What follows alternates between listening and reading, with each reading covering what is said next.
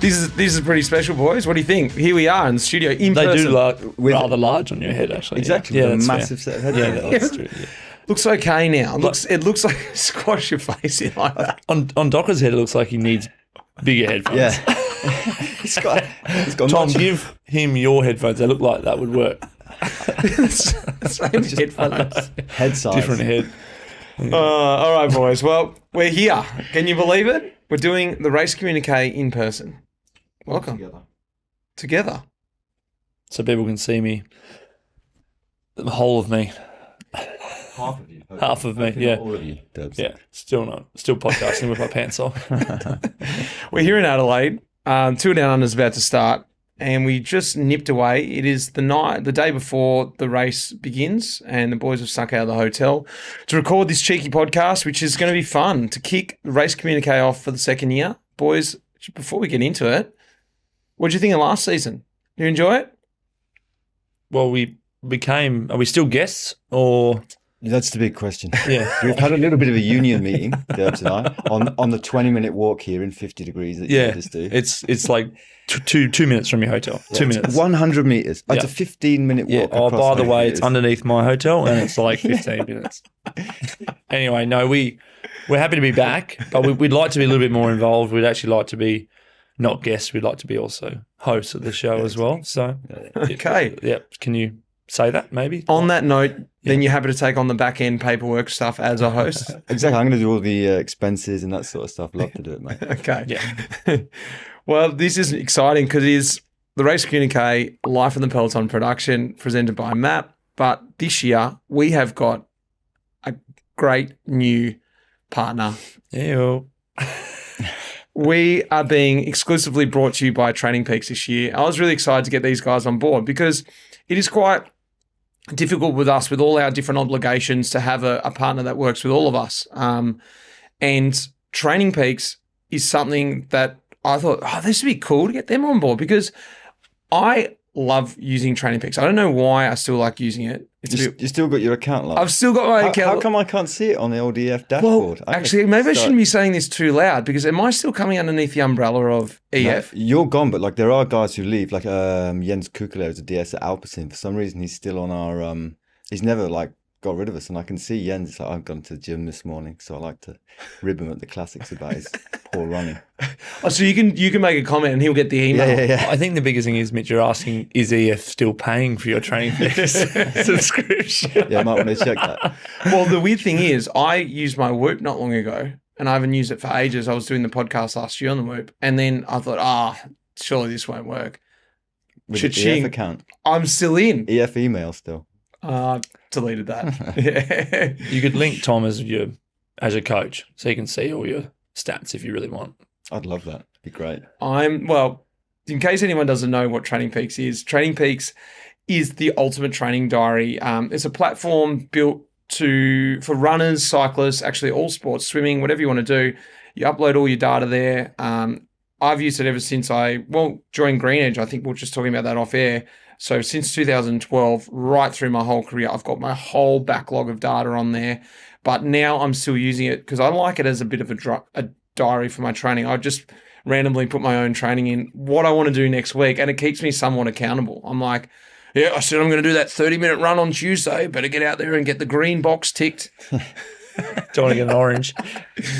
Yeah. But like, Dirge, you've been also using it since then, I guess? Yeah, 2011. I said I got like 3 apps open on my phone, and Training Peaks is one of them. You know, just I'm the same as you. Like, I mean, obviously a little bit more so because of my training is my job. But definitely, I love the app, and I've got back from 2011 all the data pretty much every single day.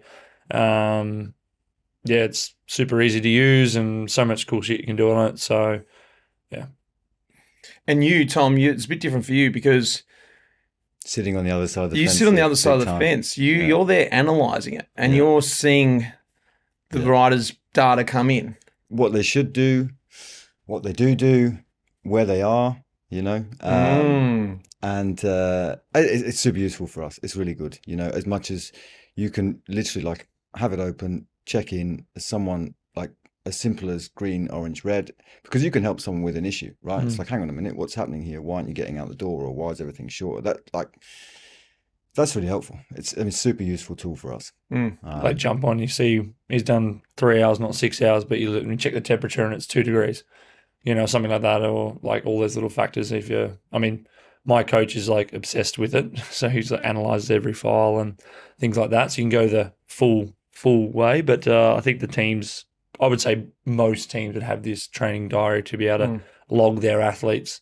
It's quite funny that in 2011, 2012, we had like a protest within the team. Really? Yeah. So like, I remember Stuart O'Grady and like Matt Goss and a few of these guys, they felt like an invasion of your privacy. You weren't allowed to see what training you're doing because that was just like, that's my thing. I rock up to the race good. You're not allowed to look at it, How old school is the So it's so funny, and this is where it started. And now you wouldn't dream of that. Like your body is, and everything is the team's, sleep, training, that everything's monitored. And I remember guys were signing this petition to give to our sports scientists, going like, you're not allowed to look at my training. And it's just like, imagine that, you're not allowed to look at my training. I'm good at the race. Doesn't matter what I do. You're like, well, it does. Well, it's great to have them on board. They're going to be on board all year this year. They are our exclusive partner for the Race Communiqué, and we're going to keep unpacking different stuff and letting people who don't know about it a little bit more into the light of it, because it's not only for pros. Like, I'm definitely not a pro, and I still love using it, keeping me accountable. Got my CTL sitting. I checked it this morning, 38 Turbo. 38. Where's yours sitting? 120. We'll get into all that sort of stuff too. But if you're new to it, go across and check that out and start to understand what we're talking about, all the jargon. But we're going to break that down this year, which will be fun. Should we break down what this series is for all our new listeners and for the old listeners who sort of lost their way with us being all over the place last year? We've gone away and we've chatted. Last year, we sort of split up into 3 segments. I'm taking care of race recaps because I feel like that's the easiest thing I can do. Not being in the Peloton, I can watch races on TV and sort of pick out what races are interesting, and then we sort of discuss that in my segment. Durbo, your segment? My segment is Pelo Chat. So all the hot gossip straight off the press from inside the Peloton.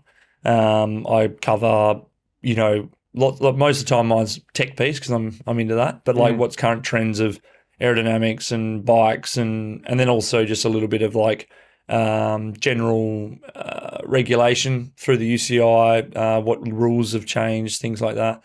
So pretty much whatever I can keep my ear to the ground and think that might be interesting for the general public to understand what happens inside the Peloton, because not every article is correct or whatever. So yeah, that's my little piece. And Tom?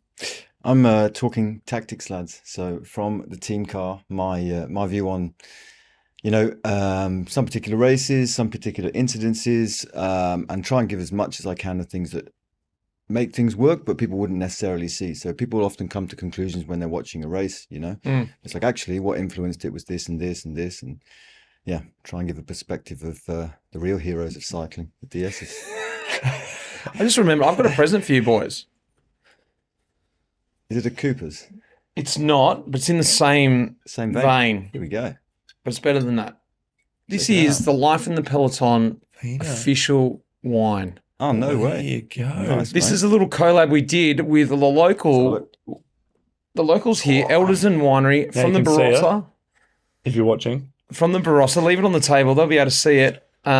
This is something we did just before the Tour de France last year, so people could sit back at home and have a warm, cuddly glass of Shiraz. I was going to say, I'd love a glass of Shiraz out there right now in the heat. Could chill it. Yeah, could. Mix it with Coke.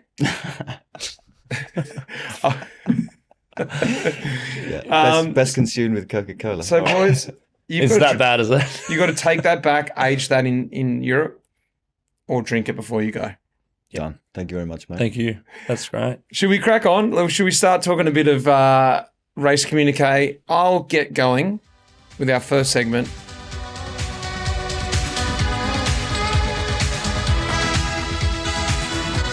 Hasn't been much racing this year yet. We've got to talk about it. The Australian Nationals, just on the 12th of January, so not too long ago, Jayco Alula kicked things off really well there. In the women's racing, Lucinda Stewart She won the road race. You had Amber Pate winning the criterium, and then Brodie Chapman from UAE took out the TT. In the men's, again, Jayco Alula doing really well with Plappy taking the TT out. No surprise there. Durbo, I want to talk to you about the TT in a minute. And Sam Welsford took the crit out, which sets him up for what he's going to be doing here at Down Under. Already took out the criterium. What's it called? The Villawood Cycling Classic. The Villawood Cycling Classic the other night. And Durbo takes out the national champs. Should we open this Shiraz and let's do it? We must be the podcast with the most national champions from 2025 on board so far. yeah. Doesn't Stuart and Plappy run a pod together? Ah, yeah. Yeah. True's got a lot. Yeah. And had Welsford on as a guest as well. Yeah, okay. Damn. Straight away, theory's falling out in the ass. So we got to go back to it, Durbo, because it was an amazing race. I missed the start. I flicked it on. It started at 2, super late. Which was hard for me being over here. It was quite a late race. Finished in Melbourne around 9:30 at night. Switched it on. You were already up the road. You went out early. What was the idea? Like when you went out early, did you have that role with the team? Durbo, you cover the early moves, mate. Get to about 150, pull out. What was the moves? Who are you impersonating there? We name him Heyman? Is it Heyman? That's what Whitey said to Heppy and I. It's always been a joke since that first Nationals when everyone pulled out at 150k. Yeah. Like, Mitch, Heppy, first Park it. 150, Park it. your job's done. Yeah. No, well, yeah, it was the plan. To pull it up at 150. You think about it. I've got 3 minutes. Yeah, just pull out. No, yeah, job's done. No, the plan was to be. You rattled me. The plan was to be in the breakaway. Yes, I think, but not just us. Like everyone, pretty much. The plan is most years. It's no secret that you get phase 1 right with our team, which means putting someone up the road. We want to sort of. It's a big, important race for us to win. Like it's really important to take the jersey back for the team, back to Europe. So we have to it's not necessarily the most exciting way to race, but it's like if you work out the first phase, which is the first couple of attacks, and you get the right move up the road, then you just shut the race down behind. You just block behind, and you give the guy off the front the opportunity to go and win the national title. The year before happened with Plappy and Harper. They went away. It just got harder and harder and harder, and eventually those two got away. That means we've guaranteed first and second, and everyone else just covered the moves. But actually, if you rewind back to 2013, you won from the break. I did win from the break. Yeah, so it's also similar. Yeah. Yeah, that's what I'm saying. It's a good opportunity for the guy that got in the break, so it's worth the investment at the start. But since 2013, it's been on exactly the same circuit. Yep. Yeah, that's something I didn't mention at the start. It was actually in Perth. Sorry, I just assumed everyone knew that. It was in Perth. That's why the time difference. As a rarity, for people who don't know, the Australian Champs has been on literally the exact same 16-kilometre circuit since 2013 when it was an adapted version of that. But still similar. 19 editions they did. Wow, far out. Yeah. That's a lot. It's a lot. Yeah. It's an entire career for you, every time at Bunnings. Well, I did one time here in Adelaide, but before I was pro, actually, when they used to race the 23s and pros together. They had that Will Walker won and Wes Sulzberger was around there as well. Yeah, Will Walker won, but Russell Van Hout got second, and they wouldn't give Will Walker the championship because he was under 23.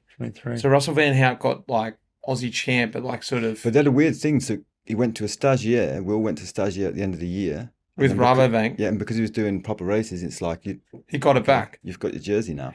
So Russ would have been like in and out of the jersey. It's like that's so weird. It was weird because it was like only like 6 finishes because there's a massive crash at the start. So anyway. Yeah. Durbo. Yeah, so the plan is there was two teams that could actually chase, Caish and us, and we wanted to be in the break with one of them because we thought if we in the break with one of them, we've eliminated 2 of the bigger teams in the race that won't chase. So first lap was on, and the circuit is all about the last climb up to the finish. It's not very long, but it's was it 12%? I was reading that today. It says it maxed out at 12%, 13.6 kilometer course, 177 kilometer race. Was it 12% that climb? Because on TV it didn't look that hard. Yeah, but only for like the real last little bit of it. Yeah, so it sort of really gradually goes up, and then just the last, I don't know, 30 seconds. Yeah, but that's still like the hardest way to do it. Yeah, it's super hard. Just the crest, and then turn left and go to the finish.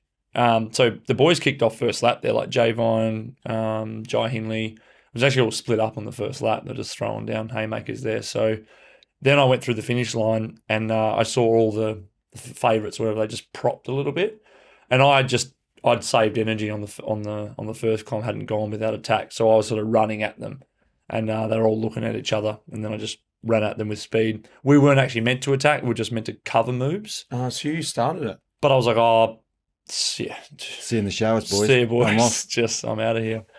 It was just too good. It was too good to turn down, you know. But I mean, like that's so much racing, isn't it? It's like you've got like there's only plan you got, and you got to act and react at the same time, and adapt. It's like if you'd thought exactly what to do, then, or if you'd even thought about it, because you wouldn't have thought, you just would have gone. Yeah. You just see the road like that, and you're like, okay, I'm gonna go. Momentum. Everyone's fanning out. Guys are going, and I just went wide, and then actually just looked back, and Connor Lee, also rider on Caish, WA boy as well, Olympic champ.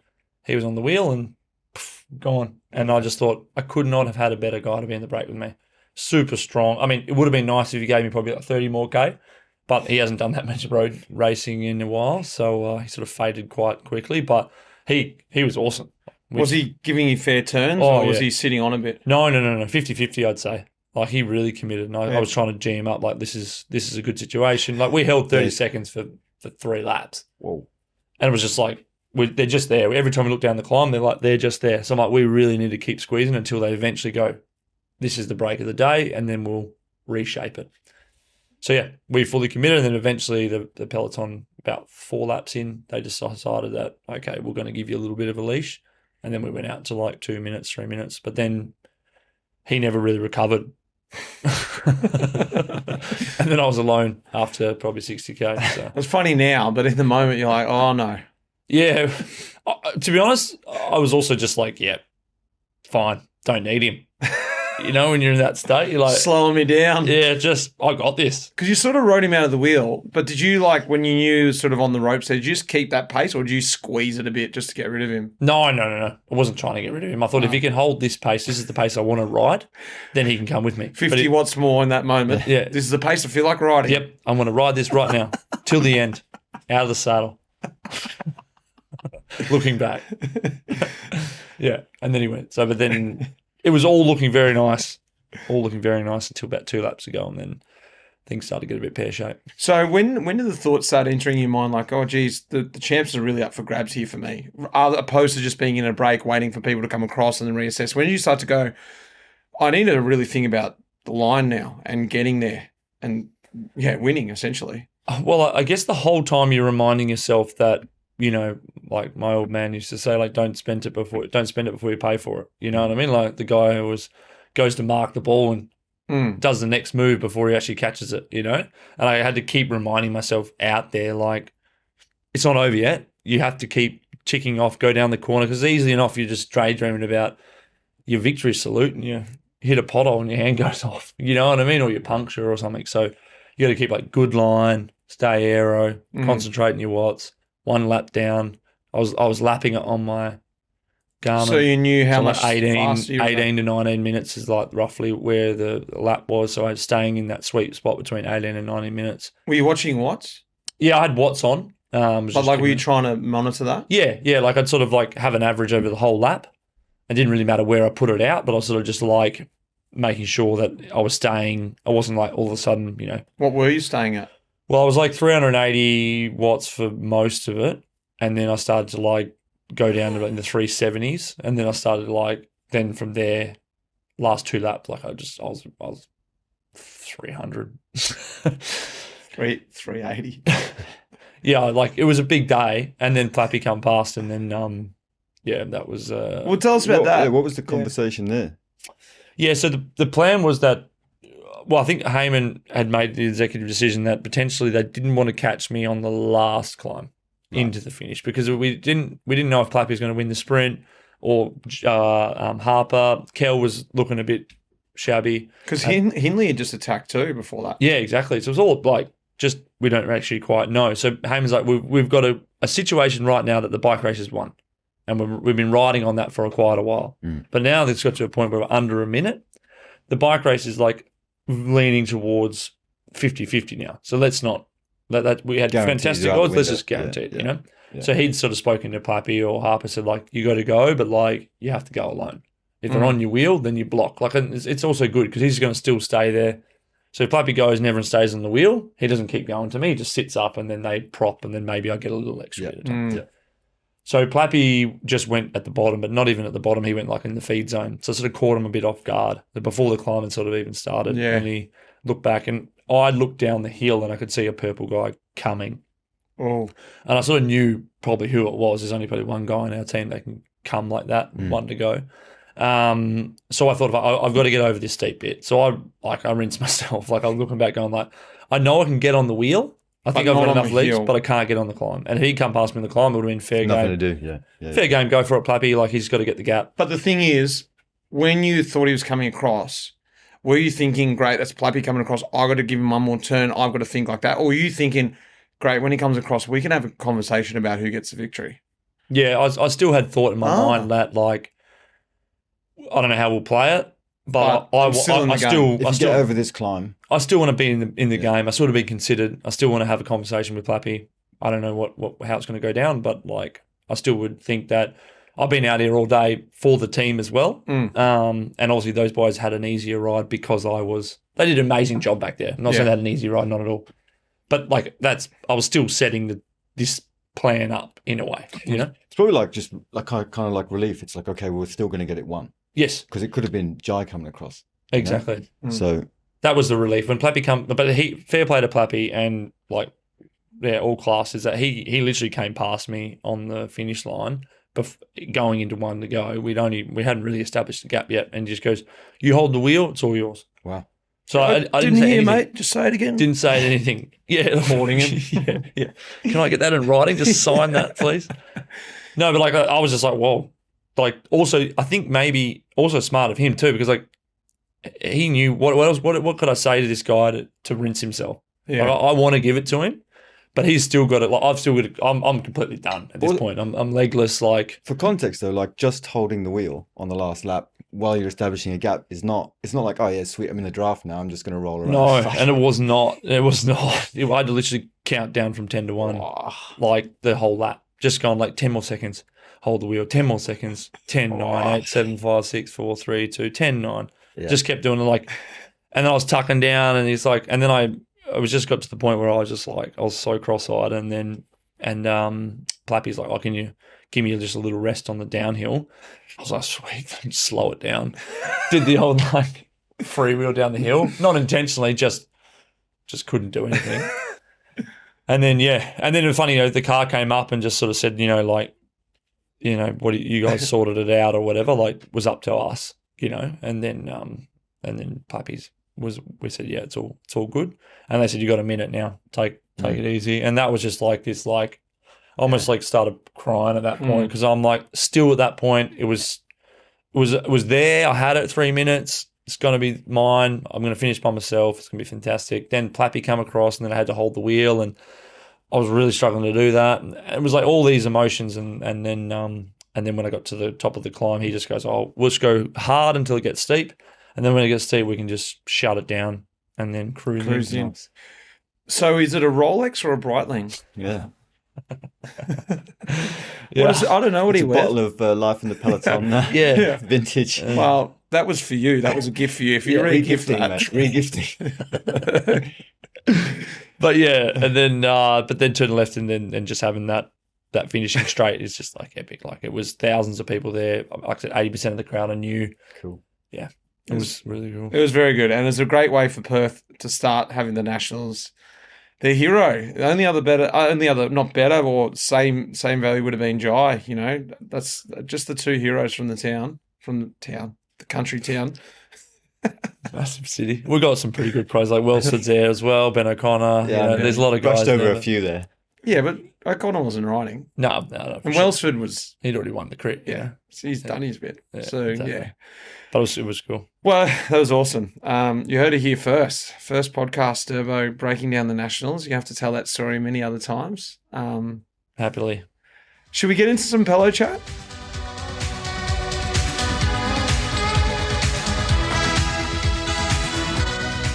All right, Pelo Chat. I think you just built so much pressure when we had that little break. Then you're like, all right, you just bring it in like this and this, and then I just went like, It's still just called Pelo Chat. yeah, it's like, Pelo Chat, chat. It's Pelo Chat. Pelo Chat. Yeah, Pelo Chat with Luke. All right, okay, sorry, let's go. What I would like to discuss this month is, I think I might have touched a little bit on it before, bit of the clothing in the Peloton. Obviously, everyone's bringing out their new kit. We're like very lucky we got our new MAAP kit, which everyone's loving. It's about time. Like, honestly, it's about time. I was just watching a video that they did at TDU about the MAAP kit. And there was about 3 or 4 people who went, it's about time they got out of the old man's crap jersey that they've had their whole entire existence. Like, in the early days, that kit, it's never been a good kit. never been a good kit. It's never even been close to a good kit. Yeah. No, like I sort of have to agree, but I mean, I absolutely nothing to do with. You guys are looking at me like, what were you thinking, Turbo? And I'm like, mate, this is way above my pay grade. It's your team. When you designed it. No, he has fixed it now. Yeah, I did. Yeah, called MAAP, said, hey, mate, what's going on? So it's out there. It's great. It's out there. And like, I think you guys at EF are probably trendsetters when it comes to doing That's cool thanks things. to me, by the way, not anybody else. Yeah, So you yeah. guys I'm can going to now say look at me thanks and be to you, like, oh, thanks yeah. to you, but you both had absolutely nothing to do with it. I'm out of it now. Yeah, So. yeah. We're You were true. there at this- yeah, you were there for a bit. You were there for a bit. Well, I'm yeah. still, they're covering still my training piece. Exactly. So Still got an eye. covering your Whoop account. But yeah, like I would just say, like the two things, like the kits are like really cool. Like I don't know what changed or where it like shifted, but like there was these really cool kits like back in like 90s and had this like really cool, edgy brands and like just like the the jeans and like and then all of a sudden we just became like, I don't know, we're like this corporate simple it's a Sky effect. maybe, yeah, like chic. Like, it was cool in its time because it was Sure. the first one that didn't have a million sponsors and everything over it. That whole like Italian feel where there's a little bit of space there. So that guy in the coffee shop gives us $20. Put him on. Yeah. So then it just cleaned it up and got it really crisp and clean. And then everyone's like outside of the Pro Peloton, that was it's still the phase now, this clean kit. But it's cool now. It's sort of drifting back. And I think, the original EF, the tie-dye, Yeah. when that came in, it just sort of like everyone went, oh, you can actually have cool looking kit again. But this is something I found really interesting. It's something that, like, you were in the team at the time, and you're in a team that's just going through this thing. I think Decathlon did it a bit last year. How like a rebrand with the same people, Sure. the same organization, nothing changes, but like somehow we did it from 2018 to 2019. We just came out looking good. And everyone was like, there was a buzz about the team and things kicked off well. And then it just like, it was rolling. Snowball. Everyone's like looking, all of a sudden looking at us like, oh, wow, what a team. Yeah. It's like, we've changed Nothing nothing apart really. from like the way we look. And like you guys are probably going to experience it in the now. Do you know what I mean? Yeah, well, we are experiencing it right now in Down Under. Like, this is what I was bringing up about how the kits have changed and how much investment the kit companies have to do into like making a brand. You know what I mean? It's not just like, oh, here's a sponsor, we make your kit, boom, you choose. It's like a collab between the kit and the team to like, what do you want to represent? Like, how do you want to look and all that sort of stuff. And like I said, that's a really good point you made because like Decathlon, it's been around for so long. Yep. But And what then- about, it was great when they got the brown shorts. Yeah. I love the brown shorts. It's a big fan. Yeah. But But really we brought them up. They were edgy. we're finding that with MAAP now is that like, it wasn't like we didn't have any fans before, but now it's like when they sold out of all the jerseys that we've got and they did smart little things, shrunk the logos a little bit so it wasn't like as brandy. So just make it like it's kind of a cool jersey. You just have it normal, but like What's the word in the Hilton? Because I remember when we had that tie-dye kit drop. Then we went into the Hilton, and then all the rides be coming up. I always remember Greipel came up to me and he's like, "Oh, now you know how it feels, huh? You're riding in pink kit." I'm like, "Oh, yeah, I like the kit actually." He's like, "Yeah, when I was in T-Mobile, yeah, everyone used to make fun of us." And I'm like, no, I actually like the kit. "Yeah, you're going to happy, aren't you?" I'm like, "No, you're not listening." So what's everyone been saying? Like, have the other riders been saying anything? Because I remember a lot of people were saying stuff. "Oh, it's cool." I remember Freemy actually when I got dropped with him in the Vuelta that year. Him and I rode in out the back of Group Auto. Once in a lifetime. He goes, "Can I swap jerseys with you? I've always wanted to get that jersey." No way. Yeah. Cool. That's actually pretty cool. It's a real shame because I gave him my jersey with my name in it. And I was like, yes, I'm going to get a jersey with Freemy's name in it. Just took the spare from the bus and it was podium. It was a podium, yeah. I was like, what? That wasn't the deal. Anyway, but yeah. But yeah, there's a lot of buzz, even within the Peloton about the kit. Like a lot of guys come up and say, "Man, this is the best kit, like best kit in the Peloton," Cool. like all that sort of stuff. And then having the bikes as well, like that combination, like it really has, forced bike brands to actually do cool things as well. I think that's where like EF as well done with the Cannondales. We also did with the Giants now. Like it's like really beautiful purple into this like anodized silver at the back. Have you seen, is the bus done yet? I've seen team cars, but I haven't. I think the bus is done. It's like this purple wave. It's like kind of having that like Argyle effect. You know what I always wanted at EF, and I thought it would be super cool, maybe you should try it this year with purple, is that when we got the first pink kit, I thought it'd be super cool if when you get to a tour, you have like a pink smoke machine. Oh, So yeah. as the curtains open, it's like this huge thing of pink smoke comes out, and then Mitch steps off the bus. So maybe suggest that for the Some bus, purple. soft Pete's Purple. flame. Yeah. How good would it be though?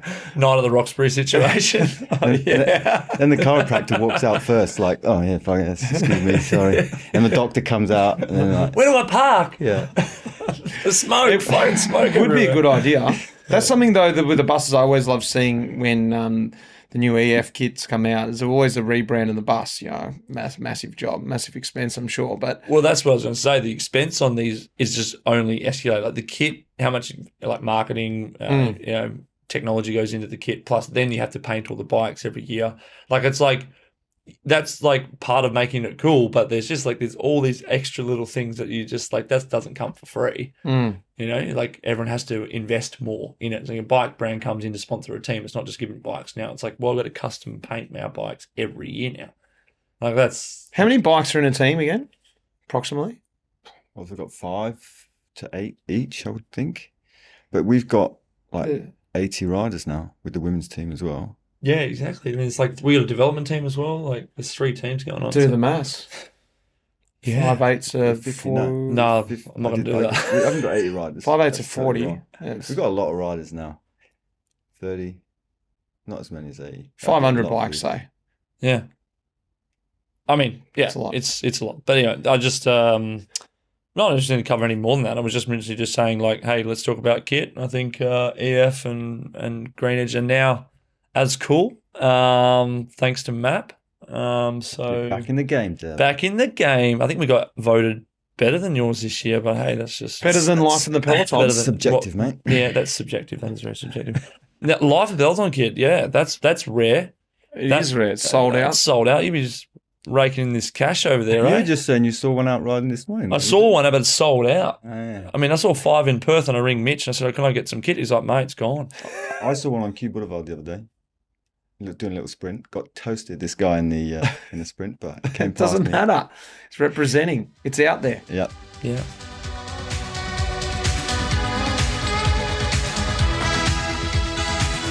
Well, should we talk some tactics, Southam?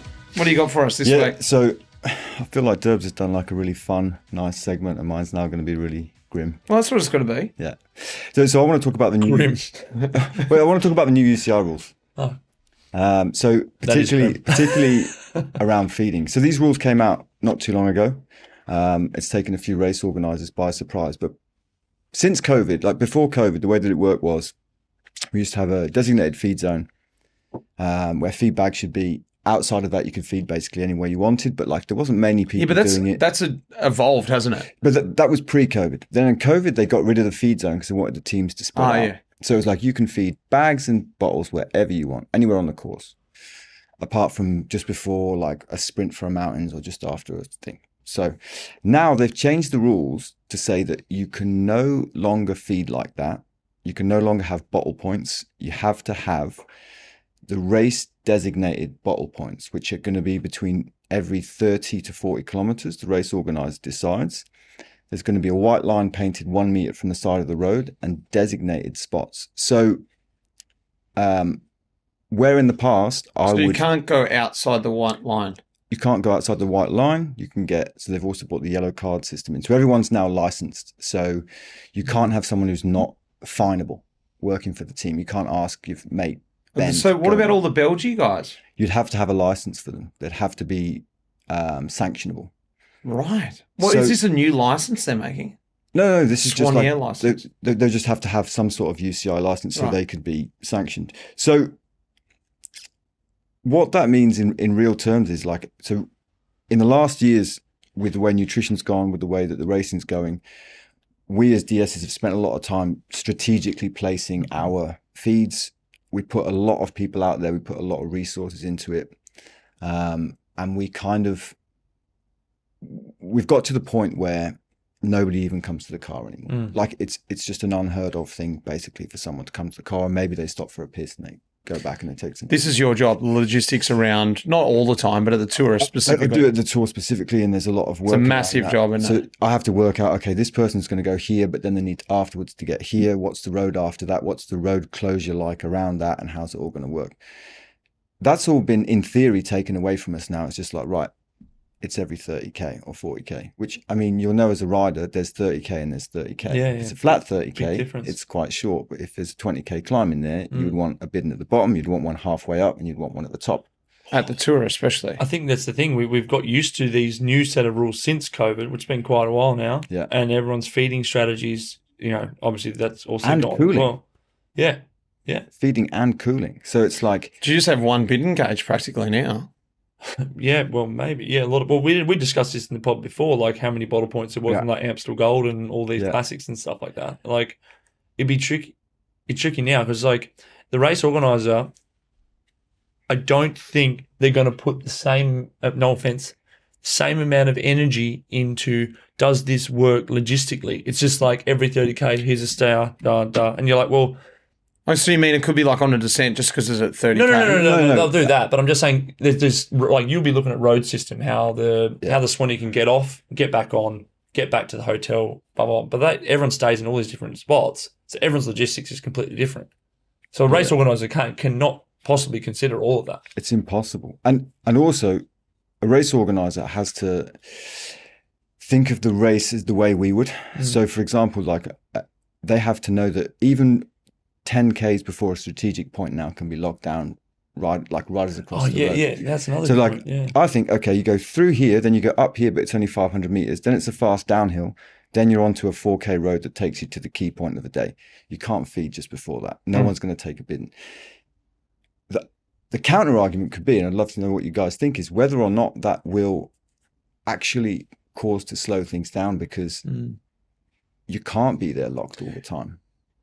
I think on the other note, and I want to hear your thoughts about this too, is that I think not necessarily this position of it, I think that has an effect, but maybe that the fact riders are going to have to pick and choose, go, I'm not going to get the bottle now because I'm going to push on because it's more important to be in a good position, sort of the way I essentially was racing before these bottles came in. You just push on through and just deal with what you got, and you're under-fueled. So then that fueling side of things, I think, is going to come back into it now that you've been out of fuel. What you've been telling me is that everyone's fueling way more now, up to 150 grams an hour. In order to do that, they need to get all these bottles, all these points, otherwise you can't carry that much food. So everyone's always getting fueled. That's just what, making the racing faster, plus the element they can get it when they want. Now guys are going to have to choose, I might just have to push on through here and maybe be slightly under-fueled. I mean, I think it's probably good. I'm sitting here because I haven't actually really looked into these newer rules, and it's like it's happening here, isn't it? This is the first race. Yeah. Like, I mean, Down Under is probably one of the races where, because they're short stages, potentially not as complicated, but it's still complicated. There's still some big run-ins. But for example, so if they go past a staff member or a bus driver who's parked waiting at the finish, you're going to ride past a guy with his hands folded like this. Yeah. And you'll be like, get me some water. Oh, yeah. So even if Give you go me past the anything. buses at the bottom of a climb, If it's not a spot, it's like, yeah. no, can't do it. What about way out the back, Gruppetto? This is going to be interesting to see. Yeah. Because the second car, before you could, in the mountains, you could kind of go, oh, look, I can't get to every group now, but I know that everyone's covered. So if I stay behind the gruppetto, I know that the last guy in the race won't get eliminated because I'm covering him. If it's, chain snaps, anyone in front I'll pick up, and they're going to have constant drinks and whatever they need. Yeah. Whereas now, you're going to have to get to them. Yeah. And then it's like, then you're sort of speeding between villages to get back up to the front of the race, and it's like, it's pretty challenging. Like you said, the positioning thing is such a factor of like setting up early. But there was like a few years back prior to that when we didn't have as many bottle points that it was actually like a roll. And you're actually just going to have to factor that in as a director. You're going to have to say, we're going to lose Mitch, actually, because he's going to get everyone a bottle. Let's park it at 150. But that's literally what it's going to be like. Potentially that's what might be the case. That's my whole career. Yeah, but you said that's sort of gone away. That job was like, I mean, most neo pros come in and never even go back to the car and get a bottle because they're like, I'm like, have you can just go and get some bottles and stuff? They're like, okay, I'll there's no come back fee. and get one. Like, isn't there like a bottle point in 5K? And you're like, fair enough. So it probably just goes back to that. Like you probably just lose a guy, but if you lose that guy, that again loses your setup. But slow, it might slow you down. Yeah. Because if you have to use that huge Norwegian guy at UAE to go and do that instead of pulling. Yep. Yeah. Oh, I mean, it makes a big difference because like it almost does make it slightly more even because I mean, you guys are the same as us that we don't have a tour company like Jumbo Visma does or UAE, and they just drop their whole tour company up the Tourmalet.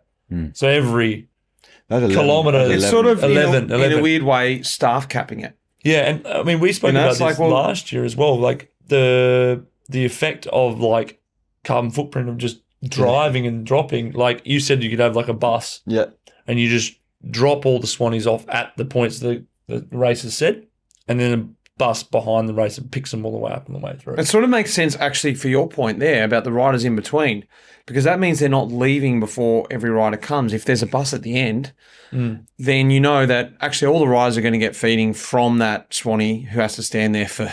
But they're going to have to do something like that because I was explaining the situation to my staff, and the guys Swanee put his hand up. It's like, well, where's everyone going to park if it's on a mountain? Because already the guys struggle to find car parks on their own, especially on busy like mountains. Are already full of camper vans and all this stuff, and they're driving up desperately trying to find a spot, and they have to run down a kilometre.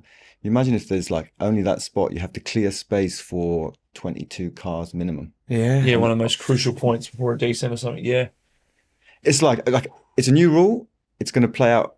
I think it's going to play out this season, and maybe it's going to get adapted. But it's like we're going to feel it here immediately. Yeah, it's something I've had to going to have to educate my riders in. It's like, don't expect this, and you're like you said, you're assigned this job today. So I've actually done that already, and to push it through. So. Yeah. I want to quickly talk about Tour Down Under. This podcast is going to come out when you've already going to have 2 stages done and dusted. But we're still going to have stage 3. If you hear this before, stage 3, and that's what I want to talk about. Stage 3 is featuring a new climb, never been in Tour Down Under before, the Knots Hill. Stewie went out and found it. It's the 25th edition of the Tour Down Under, which is pretty special. 99, Stewie won in the first edition. There's a lot's happened since then. But specifically, I guess any points that you guys want to talk about, maybe it could be interesting hearing what we say about a stage that's already happened. People can understand that, that's interesting that happened. But I think the first couple of stages are looking like tougher sprint stages, but could be for Sam Welsford's the guy to beat. After the criterium, Bora Red Bull pretty much just bossed that out, took control from the start. And we were discussing this, is that they've set the precedent now. Everyone's just going to be like, Welsford's in the best form. You guys want to do it. You guys chase. So they've sort of put themselves in a bit of a corner there. They've got a good lead-out train with Van Poppel and Mullen. I don't know if Lawrence Pithy's going to get involved with that, but he'll be there as well. Thoughts about the first 3 stages before we talk about, Wollonga and GC favourites, guys? I think, I think stage 1 is probably more of a nailed on sprint than stage 2. Stage 2's got, I think it's Mengler's Hill. That's like actually a pretty solid climb. Yeah, especially that way. They go the opposite way. We normally come down it, don't we? Yeah, steeper. But it's quite far from the finish. You have to think about what the gains are going to be. If you did ride to split it, you're only going to split it down to 60, and then it's like, okay, maybe it suits Corbin. Maybe Israel. That was Israel. Israel was the only one I could looking at all the teams who would actually want to do it. Yeah. Because at the end of the day, like everyone's got a sprinter or somewhat sprinter, and I don't think it really matters if you come and rip it or not. One of the things that I pointed out to my riders, which is probably different for your team, but like a lot of teams are here with like a climber who's a leader, a sprinter who's a leader, and the rest of the team aren't at 100%. So if you did this race in June, for sure they're going to go and you're going to have 5 good teammates who are flying. But here it's like, do you mind just splitting the bunch and riding for 20Ks? It's like, it's can't actually do that. Yeah. Well, that's the thing. Like Israel, like who's going to ride from their team? They've got sort of a strong team of climbers here. Super strong. Yeah. You know. Well, I mean, Mengler's Hill, for example, that's something that hit the bottom, and Clarkey, Nick Schultz, George Bennett, some guys like that, and Woodsy. Stevie can do a peeler. Just rip it, Stevie. And then there's 50 guys and Corbin sprinting against 50 guys. But like that's something we would do if Michael Matthews was here. We did that 2 years ago. We're going to get rid of Welsford. But that's like the only team, and they're there for GC as well. So like the stage 2, stage 3 is going to be massive. 3. That's going to be like the day. Yeah. Well, stage 3, let's talk about it. You guys went out and checked out the run-in to Knots Hill. It's more about the run-in than the actual climb, isn't it? The climb's pretty tough. It's, 2K at 8%? Yeah, it's like left-hand bend into the climb off a pretty intense downhill. You were pretty disgruntled when I talked to you about it the other day. 6-7 minutes. Like it's going to be like, it's only, is that only like a minute shorter than Wollonga, or about the same? About the same. And we do it twice. Yeah. So it's as hard as Wollonga. If it's harder than Wollonga as a climb. I see it on pure racing. I see it quite similar to Stage Del Toro one last year. In that sense, was it Fox Creek that went over? Yeah. This race, I think, is like it's a very technical run to the definitely to the bottom. It's a crucial point of the race. I think it's because it's a downhill on a rough surface with a lot of bends. It's going to be a really intense fight to get to the spot before that. So everyone's in place before, and then you're going to have this kind of big battle evolving. I think things will calm down once we go over it once, and then you could see a bit of action on the circuit, because it's a tough circuit. Even when you go through Urala there, it's got that drag out Urala, and I think like we're saying, that's going to be probably the hardest day of the tour. Definitely, because Wollonga's not a hard day. It's not technical Wollonga, I think. I mean, unless the wind's blowing down Wollonga, then that's one fake feature, but it's not a really complicated course. Definitely not a complicated run-in. One of the most uncomplicated run-ins you'll do in cycling. I tend to think the stage before, in between stage 4 into Victor, is more a Corbin stage. It could go 50-50, because last time they didn't catch the break that went on the climb. Rowan and Javon, six of them were away. Yeah, but then Caleb was 15 seconds back, so there's never much in it. It's touch and go. Yeah. Depends who's in the group. Depends what happens. So should we just do a GC prediction firstly? See who's right at the end of the week. What's your GC prediction? Who's your GC favourites? I've got loads. I've got so many. I put a list there if you want a reference. I've got so many, but I've got who are my standouts? All right, I'm gonna go Stevie to win, or no particular order to win. Nice. Finn Fisher Black podium, and the other one I had for podium. I'm going to chuck Sergio Higuita on there if he's in shape, because he's rapid. If he's it's true. That is true. He's actually a perfect down under guy. He's like slightly. He's Valverde. Yeah. He's a small Valverde. If he's super going fast, he's going to be super dangerous. Because the intel is Stevie Williams has been training with Fisher Black and Lawrence Piffy in New Zealand the last week. 2 weeks, month. That's true. And they've been pumping. They've all been pumping. You've been doing this Strava checking out. We spoke to Lawrence Piffy last night too, and he reckoned Stevie wasn't going that well. They're putting him away. And he was saying red hot, I know it's his teammate and his best mate, Finn Fisher Black's going to win. Yeah. That's what a couple of lads are saying in the... Looked lean.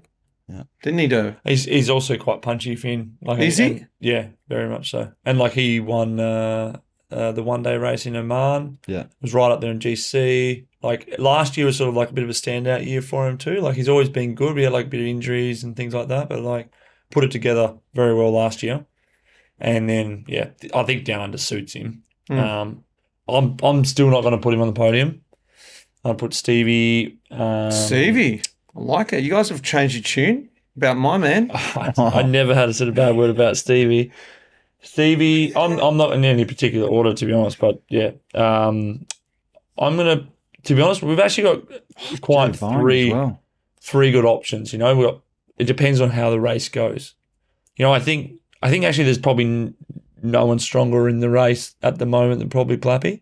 Like he put Jay Vine away and in the TT, and that TT at Nationals, like I know it's a national title TT, but like Jay Vine without a crash is third at the World Championships last year in the TT. And that ride those two did, and like was insane. That's like world class ride in terms of power, speed, all that sort of stuff. So it's just the race has to go a certain way, I'd say, for Plappy to win. But then we also have like Mauro Schmidt if it's more of a punchy. And Mauro is Finn fifth here, which people forget about with Quick Step, or fourth here. So he's been right up there, so he knows how to do it. So, and then I'm going to say Jay Vine because, he's flying. So yeah, Stevie, one of our boys, and Jay Vine. Top three from you. All right. Can't use any of the people we've mentioned. Well, what Mitch likes to do is he waits for the race to finish, then drops an audio in and says, "See, told ya, Stevie Williams, my man. I told you I didn't rate him. Didn't finish." I'm going to go Stevie Williams, of course, to win. I like Finn. Fisher Black. Yeah. All this intel, it's all adding up. I think he's going to be on the podium. I think Plappy.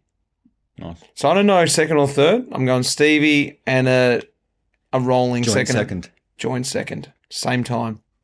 Same time, same stage finishes, same points in the points classification, same number of mountains passed in the first thing. But do you see? I'm doing Onley as fourth. What's interesting is I think it's reckon going to be too complicated for Only. There's like a new generation of like GC guys when we start saying favourites. It's like quite interesting, isn't it? Like you think that these guys have been in the Peloton now, like, we talk about the 19-year-old freaks. These guys have been in the Peloton for like 5 years now, like Stevie, or 6 years, or like they're in that 25, 28. Like Plappy been in the Peloton a few years, Finn Fisher Black's done a few years, like been building to this point, and now we're calling them a favourite at Down Under. It's like kind of like a classic progression. I think it's quite a cool thing, like because we're talking about Stevie Williams, Finn Fisher Black, Luke Plapp. The new sort of generation of these guys. The 1 week stage races. Yeah. Because they're not going to be at... Maybe not winning the Grand Tour yet, but like we're just at this next like little generation. The Immortals. They're never going to get to the Immortal level. We don't know. Well, you've got to... No, you come in at Immortal level, don't you? Yeah. You don't become Immortal. Yeah. Well, I don't know, do you? I guess you just find out you're immortal, don't you? Yeah. Eventually by not dying.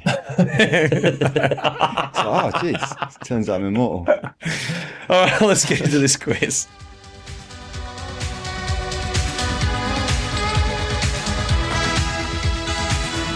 Right, I'm going to do the quiz, lads, and it's going to be a Tour Down Under themed quiz, of course. I've got I've got some good questions and I've got some terrible ones, but okay. First one: who has more starts at the Tour Down Under, Durbo or Clarkey? Clarkey. Who got there first? I think Mitch. Well, Can you? We did this question already. We did this question last night. No. Mitch did it. Yeah. I can give you the numbers. Clarkey 13, Durbo 10. Aye. But like 12. Oh, yeah. He did win the pretend Down Under. Yeah. And he rode the other pretend one. So I've done 12, yeah. No, well, it's half each, so 11. Okay. All right. So 1 point to Mitch. You can see me on TV. In 2002, the race finished in Wollonga for the first time. Which Australian won the stage? Alan Davis. It's a trick question. Which Australian won the stage? Yeah. In Wollonga. Did Contador win that? No. Which Australian in Wollonga? Yeah, it's not Wollonga Hill, it's Wollonga. That's why I said Albi. Because they went over it and they dropped down. They finished on the flat. Yes, but did Al? No, it wasn't him. No. It was actually like I know this one. This is like wasn't it Russell Van Hout? no. It's like Brownie or Cookie. No, close. It was Robbie. Oh, yes. First win in Wollonga. Because they went I over knew it was it like a classic sprinter. dropped down. Yeah. Van Hout did win it one year, didn't he? Or they came in together. His teammate. He won a stage with Steve, not Cummings. no, wasn't it Paul Craig? Oh, yeah, it was him and Craigie rode in I together. think so. Did he give it to Craigie? Or he won it? I think he won it. It was when he was national champion. There we go. So we're all even still. Yep. No. And you got 1-0. Oh yeah, 1-0 because he said Robbie. He got a point in his own quiz. No, but I thought we drew the first one. I think you got it. Okay. 1-0. Okay, because you asked this question last year, and I could not believe he got it and how he got it. How many French riders at the Tour Down Under? Is it A8, B21, or C17? 17. What are you going with, Mitch? What teams are here? The French teams covered it. That's up to you. 21. They always got a lot. It's 17. Ah. You remember last year you asked the question to Bernie and he got it right. Did he know? He just said, oh yeah, there's 4 French teams here, and I just guessed. And all the teams that year, all the French teams were solid French riders. Not so this year. I've got a question later on for the women's recap pod for that same question, which has got the most amount of riders other than Australians in the female peloton. What country do you reckon it would be? Holland. No, they're second. They had the most, but 2 girls didn't start. France. No, they're Italy. It was Italy. Oh. There's heaps. There's like 21. Next question. Still a quiz. Who am I? Who am I? I've ridden 4 Tour Down Unders. I've won 1 stage. Shout out when you know. I've raced the Tour Down Under as Mitch's teammate. Petio. Correct. Oh! Well done. How'd you know that? What stage did he win? TT. Won the TT. The next clues were I've worn the Oka jersey because I took the Oka jersey. Is that a stage though? And Is then that considered? I've won a monument, which Flanders is considered a monument, I think. And then Yes. I've thrown a bin at a cameraman and ruined my DS's day, which was also Bettiol. Yeah. On Nettle Hill there. Okay. So it's actually 2-1 to Derbs now. Yep. I feel like there's another Mitch question, but I think you're going to know the answer by having looked at yourself or something on Pro Cycling Stats yesterday. All right. Which British professional team took its last ever win in Stage 6 of a Tour Down Under in 2001? Barlow World. Nope. Oh, it's not British. It was registered in Britain. Oh.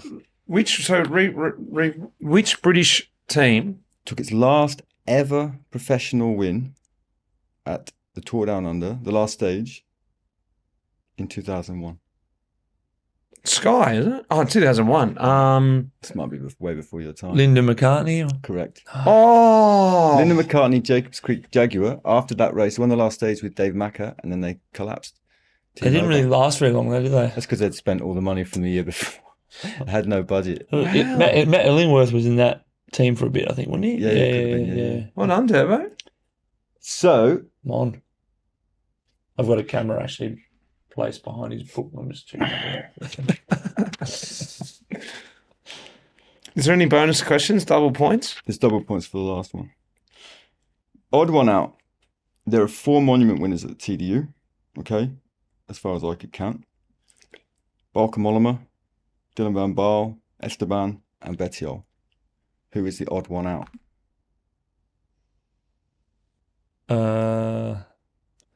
Betio, because the rest have won Lombardia.